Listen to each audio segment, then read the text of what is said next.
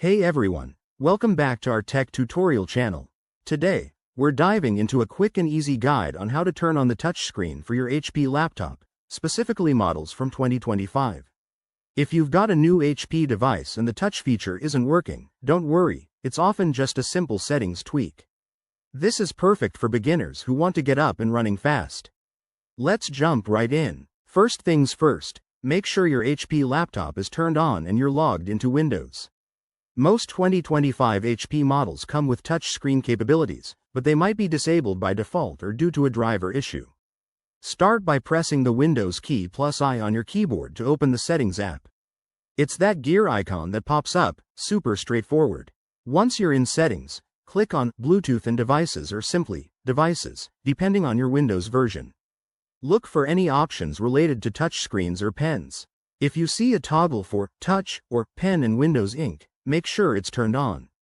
Sometimes it's hidden, so if you don't find it there, don't panic.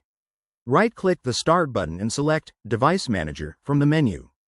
In Device Manager, expand the category called Human Interface Devices. You're looking for something labeled HID Compliant Touchscreen.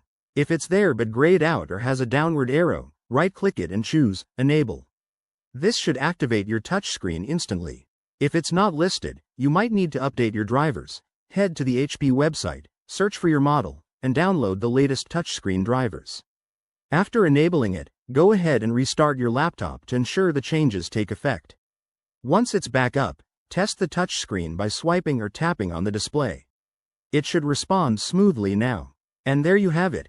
That's how you turn on the touchscreen on your HP 2025 laptop. If you run into any hiccups, double-check for Windows updates or reach out to HP support.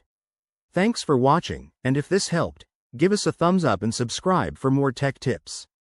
See you next time.